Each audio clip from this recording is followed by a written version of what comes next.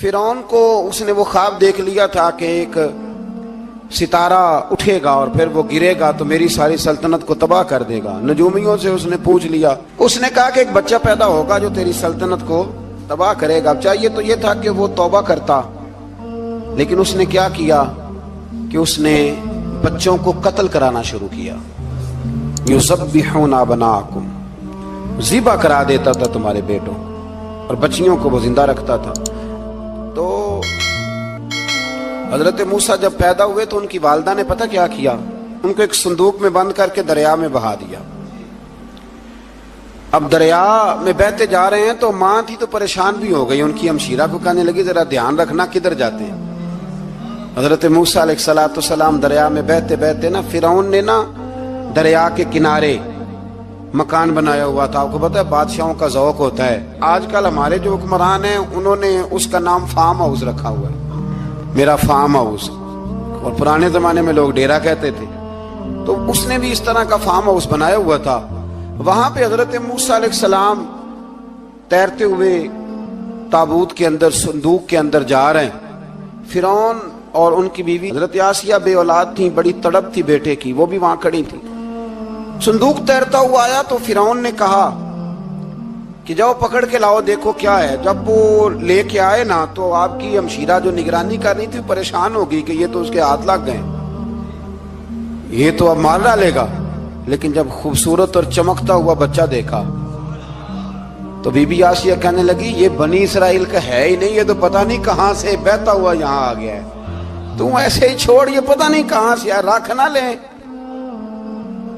رکھ نہ لیں۔ تو حضرت موسیٰ علیہ السلام وہ کہنے لگا نہیں انہی کے ہیں، موسیٰ علیہ السلام اسی کے ہیں۔ تو آسیہ کہنے لگی تیرے تو سر پہ نا بس بھوت ہی سوار ہو گیا، ہر وقت وہی لوگ تجھے یاد رہتے، یہ پتہ نہیں کہاں سے بہ کے آیا۔ اب رکھ لیا، مان گیا فرعون۔ آپ فرعون کے گھر میں جو اس لیے بچے مروا رہا تھا کہ میری سلطنت حضرت موسیٰ پیدا نہ ہو جائیں، تو اسی کے گھر میں پرورش پانے لگے، اسی کے گھر میں۔ اب عورتیں منگائیں گئی دودھ پلانے کے لیے، تو حضرت موسیٰ علیہ السلام کسی بی بی کا دودھ نہیں پیتے، تو آپ کی ہمشیرہ نہ وہیں دائیں بائیں گھومتی رہتی۔ تو کہنے لگی جناب آسیہ سے کہ میں ایک بی بی کو جانتی ہوں، بڑی صاف ستھری ہے، مجھے امید ہے یہ بچہ اس کا دودھ پیے گا۔ تو فرعون کہنے لگا دوڑ کے لا، تو اپنی والدہ کو لے کے آئیں تو حضرت موسیٰ نے فوراً دودھ پینا شروع کر دیا۔ فرعون کو پھر تھوڑا شک ہوا۔ ایک روایت یوں بھی لکھی ہے بعض لوگوں نے کہ فرعون ایک دن اٹھایا ہوا تھا حضرت موسیٰ کی ابھی تھوڑی سی عمر تھی، تو آپ نے اس کی داڑھی پکڑ کے تو ایک گھونسا دے مارا، جلالی تو شروع سے ہے نا۔ تو کہنے لگا آسیہ تو مان نہ مان یہ بچہ وہی ہے۔ تو حضرت بی بی آسیہ کہنے لگی کہ تجھے غلط فہمی ہے، یہ وہ نہیں ہے۔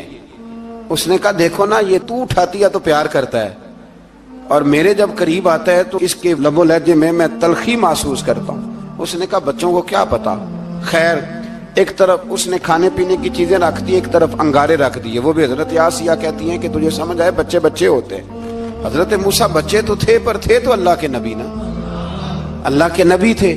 جب اس نے کہا نا یہ بچے ہیں، تو حضرت موسیٰ علیہ السلام بجائے انگاروں کی طرف جانے کے، نبی تھے وہ سیدھے کھانے پینے والی چیزوں کی طرف بڑھنے لگے۔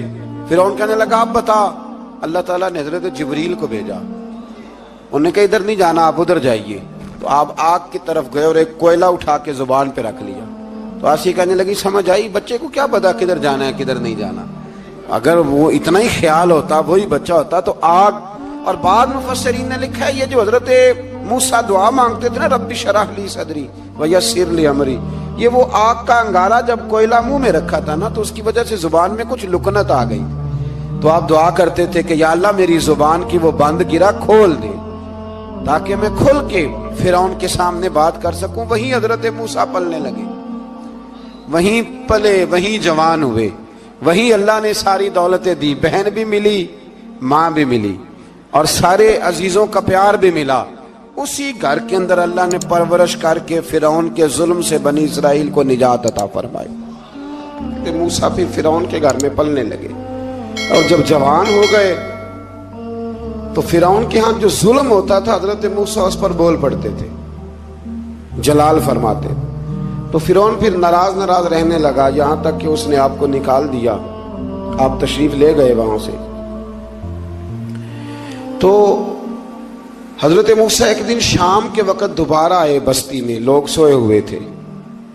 تو دو آدمی، ایک بنی اسرائیل میں سے اور ایک فرعون کی اپنی قوم میں سے، وہ دونوں آپس میں جھگڑ رہے تھے.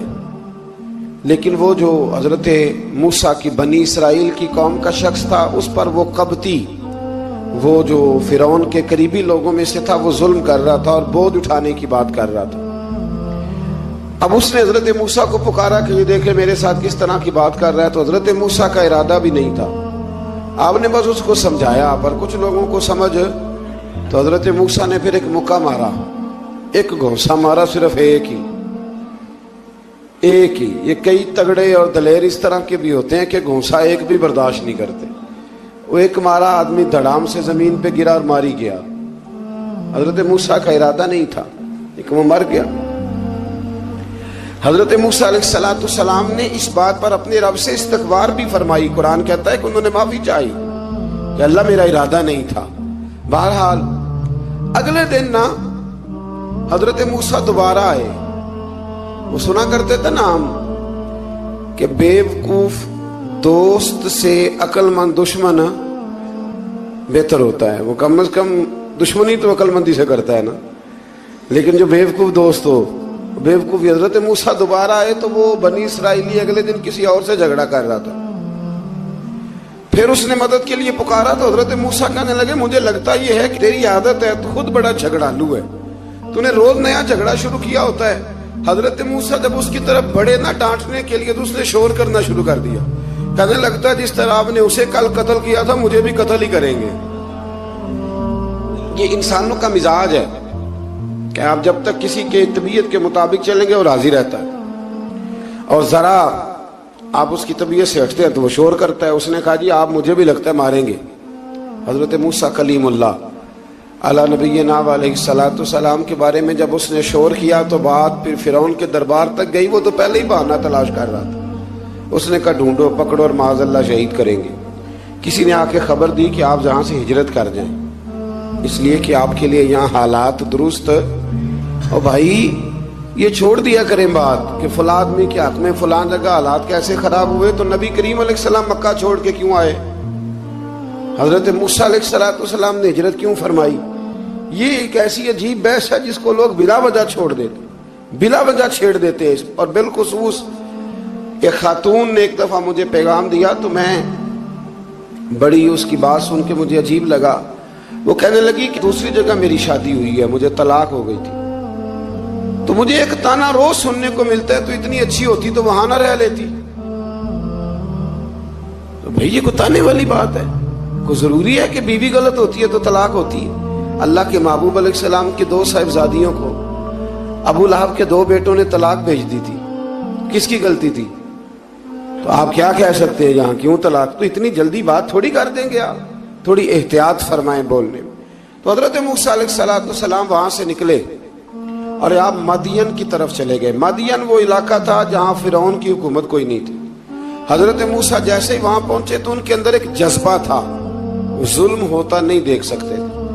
جب وہاں پہنچے تو انہوں نے دیکھا لوگ اپنے اپنے جانوروں کو گھاٹ پہ پانی پلا رہے ہیں اور 2 خواتین ہیں وہ بالکل پیچھے کھڑی ہیں. تو حضرت موسیٰ کلیم آگے بڑھ کے کہنے لگے تم کیوں نہیں پانی پلاتی؟ تو وہ کہنے لگی ہمارا بھائی کوئی نہیں، باپ ہمارا بوڑھا ہے. اللہ اکبر. مجبوری یہ ہے، ہم ہیں بھی پردہ دار گھرانے کی، مجبوری ہماری یہ ہے کہ جب تک یہ سارے لوگ پانی پلا نہیں لیں گے اتنی دیر تک ہماری باری نہیں آئے گی. تو حضرت موسیٰ کلیم اللہ علیہ السلام فرمانے لگے اچھا یہ بات ہے تو جانور مجھے دو. وہ ہو یہ رہا تھا کہ چونکہ مرد پانی پلا رہے تھے تو اور جتنے بھی مرد آتے جاتے تھے وہ گھستے جاتے تھے اور عورتیں بیچاری کھڑی تھیں. حضرت موسیٰ جھٹ سے آگے بڑھے، پیچھے ہٹو.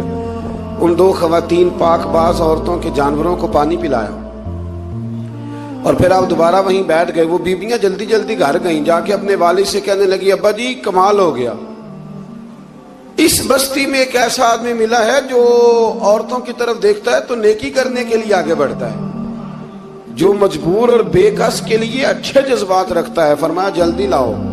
कुछ मुफस्सिरीन और तरफ भी गए हैं, लेकिन जमहूर ने लिखा है कि वो हजरत शुएब अलैहिस्सलाम थे।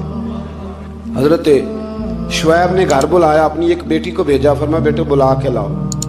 वो जब घर आए तो आप फरमाने लगे आप मेरे साथ उजरत तय कर लें, 8 साल या 10 साल आप मेरी बकरियों को चराएं, मेरे घर में रहें।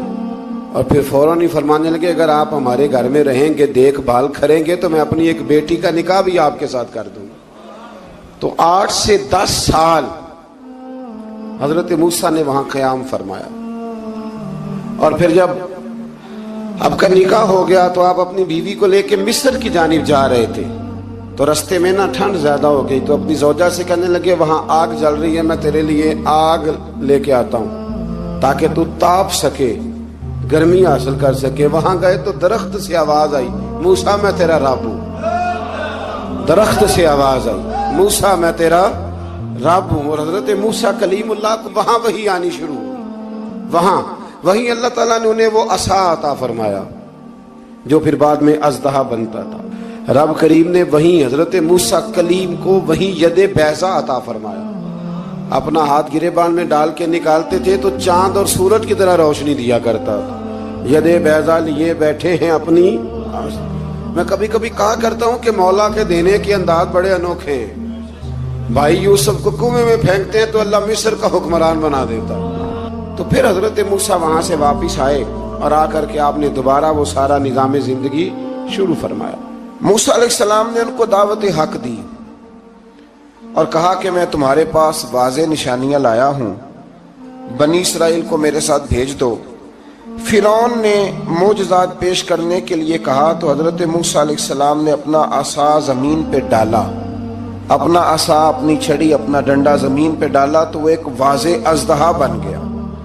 फिर हजरत सैयदना मूसा अलैहिस्सलाम ने अपना हाथ गिरेबान से निकाला तो वो देखने वालों के लिए रोशन हो गया, हाथ के अंदर नूर पैदा हो गया। यदे बैजा लिए बैठे हैं अपनी आस्तीनों में। फिरौन के सरदारों ने हक को कबूल करने की बजाय इसे जादू करार दे दिया और कहा कि ये तुम्हें अपने मुल्क से निकालना चाहता है। उन्होंने कहा इस मामले को जरा ढील दो और जादूगरों को जमा करो। जादूगर आए, उन्होंने फिरौन से कहा कि हम हजरत मूसा के मुकाबले में जादू तो दिखाएंगे माज़अल्लाह, लेकिन अगर हम गालिब आ गए तो फिर हमारा इनाम क्या होगा? सौदा पहले तय करना है, क्या इनाम मिलेगा? उसने कहा कि अगर तुम गालिब आ गए तो मैं तुम्हें अपना करीबी बना लूंगा। बादशाहों का करीबी होना भी तो बड़ी बात है ना, लोग बड़े पापड़ बेलते हैं करीबी होने के लिए। और ये जो करीबी होते हैं ना, बिलखुसूस जो बादशाहों के करीबी होते हैं, बादशाहों की तबाही का सबब भी यही लोग ही बनते हैं। ये उनको रोज खबर देते हैं कि सब अच्छा है, सब अच्छा है। और दुनिया के ज्यादातर हुक्मरान इन्हीं लोगों की वजह से तबाह होते हैं, क्योंकि उनका खुद अवाम से राब्ता नहीं रहता। अगर वो खुद अवाम के साथ डायरेक्ट राब्ता करें तो शायद उन्हें अच्छी और साफ सुथरी चीजें समझने को मिल जाए। खैर, जादूगरों ने जब कहा हमें क्या दोगे, तो उसने कहा तुम्हें करीबी बना लूंगा। जादूगरों ने मूसा अलैहिस्सलाम से कहा कि आप पहल करेंगे या हम पहल करें? तो मूसा अलैहिस्सलाम ने कहा तुम पहल करो। जब जादूगरों ने अपनी रस्सियां जमीन पे डाली तो लोगों की निगाहों को सहर ज़दा कर दिया, जादू कर दिया और उन्हें डरवा दिया। उन्होंने कहा ये तो बड़ा जादू ले आए। तो अल्लाह ताला ने हजरत मूसा अलैहिस्सलाम को हुक्म दिया कि आप भी अपना आसा जमीन पे डालें। उनकी रस्सियां सांप बन गई थी ना, दरअसल वो सांप बनी नहीं थी, लोगों की आंखों पर जादू हो गया था, उन्हें सांप नजर आ रहा था। फरमाया आप भी अपना आसा जमीन पे डालें। वो आसा सांप बना और जादूगरों की सारी चीजों को निगल ही गया। उनकी बहुत सारी रस्सियां सांप बनी थी, इनका एक ही आसा सांप बना और सबको निगल गया। इस तरह के मोजज़े की हकानियत और जादूगरों का बुतलान साबित हुआ और फिरौनी रुसवा हो गए। जादूगर सजदे में गिर गए और अल्लाह पर ईमान ले आए। फिरौन ने उन्हें धमकी दी कि तुम मेरी इजाजत के बगैर ईमान ले आए हो, मैं तुम्हारे हाथ और पांव मुखालिफ सिमत से काट दूंगा, यानी उल्टा हाथ काट दूंगा, सीधा पैर काट दूंगा। मेरी बगैर इजाजत ईमान ले आए हो और तुम्हें सूली पे भी चढ़वा दूंगा। उन्होंने कहा कि ईमान लाने की पादाश में तुम हमें सजा देना चाहते हो। फिर उन्होंने अल्लाह ताला से सब्र और इस्तकामत की दुआ की اس کے بعد فرعون نے بنی اسرائیل کے بیٹوں کو قتل کرنے کی اور بیٹیوں کو زندہ چھوڑنے کا حکم دے دیا۔ موسیٰ علیہ السلام نے قوم کو صبر کی تلقین کی اور کہا کہ نیک انجام اہل تقوی کے لیے۔ یہاں ایک لطیف بات ہمارے صوفیاء نے بھی لکھی ہے۔ صوفیاء کہتے ہیں کہ فرعون نے کلمہ نہیں پڑھا پر جادوگر کلمہ پڑھ گئے۔ وہ کس طرح کلمہ پڑھ گئے؟ تو کہنے لگے دراصل انہوں نے آتے ہی حضرت موسیٰ کا ادب بڑا کیا تھا۔ جادوگر حضرت موسیٰ کے مقابلے میں آ کے بھی ان سے کہتے ہیں کہ رسیاں آپ پہلے ڈالیں گے کہ ہم ڈالیں، آپ ایسا پہلے رکھیں گے کہ ہم رکھیں؟ تو اتنا سا ادب کیا تو رب کریم نے فرمایا جو نبی کا ادب کرے وہ بے ایمان نہیں رہ سکتا، جو نبی کا ادب کرے وہ بے ایمان نہیں رہ سکتا، اور جو نبی کی بے ادبی کرے وہ ایماندار نہیں رہ سکتا۔ ختم ہو گئی بات۔ یہاں ہمارے صوفیاء نے یہ بات لکھی ہے کہ چونکہ انہوں نے آتے ہی کہا تھا کہ آپ پہلے ڈالیں گے یا ہم پہلے ڈالیں، تو حضرت موسیٰ سے انہوں نے پوچھ لیا، نبی کے پوچھے بغیر پہل نہیں کی تو اللہ نے انہیں ایمان کی دولت عطا کر دی۔ اللہ تعالیٰ نے فرعونیوں پر قحط سالی کا عذاب نازل کیا۔ فرعونیوں کا طریقہ یہ تھا کہ اچھائی کو اپنا کمال گردانتے تھے، کہتے تھے یہ ہماری طرف سے، اور برائی کو معاذ اللہ بدشگونی کے طور پر موسیٰ علیہ السلام کی طرف منسوب کرتے تھے، کہتے تھے معاذ اللہ آپ کی وجہ سے یہ سارا کچھ ہو رہا ہے۔ ہوتے نا، نہیں کہتے ہیں جب سے میں وہاں گیا ہوں تب سے۔ ہمارے بزرگ ایک لطیفہ بھی سنایا کرتے تھے کہ کسی زمیندار نے نماز پڑھنی شروع کی تھی تو اس کے جانور مرنے شروع ہو گئے۔ اب لوگ سمجھتے ہیں کہ معاذ اللہ شاید یہ کسی بزرگ کے سبب سے ایسا ہے، حالانکہ یہ تو اللہ کی طرف سے آزمائش ہوتی ہے، اس کی حکمتیں ہوتی ہیں۔ اللہ تبارک و تعالیٰ نے ان پر عذاب کیا نازل کیا؟ آیت نمبر 130 اور 143 کا بھی آپ سورہ اعراف کی پڑھیں تو اللہ تعالیٰ نے ان پر ٹڈیوں کا، جموں کا، مینڈکوں کا اور خون کا عذاب نازل کیا۔ یہ کس قسم کا عذاب ہے؟ جمعے پڑ گئیں، ٹڈیاں آ گئیں، یہ اللہ نے عذاب نازل کیا۔ جب وہ عذاب میں مبتلا ہوئے تو موسیٰ علیہ السلام سے کہا کہ آپ اللہ سے دعا کریں کہ ہم سے یہ عذاب ٹل جائے، اگر ایسا ہوا تو ہم ایمان لے آئیں گے، بنی اسرائیل کو بھی آزاد کر دیں گے۔ لیکن موسیٰ علیہ السلام کی دعا کے نتیجے میں جب عذاب ٹل جانے کے بعد فرعونی پھر اپنے وعدے سے پھر گئے۔ بنو قریظہ والوں نے بھی کئی دفعہ حضور سے وعدے کیے پر اپنے وعدوں پر قائم۔ ایک بات آپ سے یہاں روک کے عرض کر دوں، ہم بھی کئی دفعہ کہتے ہیں ذرا بریک کبھی گاڑی کی نہیں نہ لگتی تو ہم ارادہ کرتے ہیں کہ آج سے ہی نماز شروع کر دینی، ذرا طبیعت زیادہ لیل ہوتی ہے تو ارادہ کرتے ہیں نا کہ بھائی آج کے بعد ہم نے نیک، پھر کیا ہوتا ہے شفا ہو گئی تو چھٹی ہو گئی۔ یہ طریقہ درست نہیں، یہ تو کفار کا طریقہ بیان کیا نا قرآن پاک نے۔ یہاں فرمایا جب اللہ تبارک و تعالیٰ نے انہیں نجات دے دی تو اپنے وعدے سے مکر گئے، تو پھر اللہ تبارک و تعالیٰ نے بنی اسرائیل کو سمندر پار کر کے ایسی قوم کے پاس پہنچا دیا جو بتوں کی پرستش کرتی تھی۔ وہ تو بچ گئے لیکن فرعونی سارے دریا کے اندر غرق ہو گئے۔ حضرت موسیٰ علیہ السلام سے کہنے لگے کہ ہمارے لیے بھی یہ خدا بنا دیجئے۔ حضرت موسیٰ علیہ السلام نے فرمایا بت پرستی کرنے والے جاہل ہیں۔ یہ بت پرست قوم کے پاس جب گئے نا بنی اسرائیل والے، بت پوجتے ہوئے دیکھا تو کہنے لگے ہمارے لیے بھی سامنے بنا کے رکھ دو۔ فرمایا یہ تو جاہل ہیں، تم انہیں دیکھ کے اثر قبول کر رہے ہو اور اپنی جاہلیت کے باعث یہ ہلاک ہونے والے بھی ہیں۔ پھر اللہ تعالیٰ نے بنی اسرائیل پر اپنی نعمتوں کا ذکر فرمایا، اور موسیٰ علیہ السلام نے اپنی قوم میں ہارون علیہ السلام کو اپنا جانشین فرمایا اور کوہ طور پر تشریف لے گئے۔ اللہ نے فرمایا وہاں آ جائیں، میں آپ کو تورات عطا کرتا ہوں۔ 40 دن کا یہ عرصہ تھا۔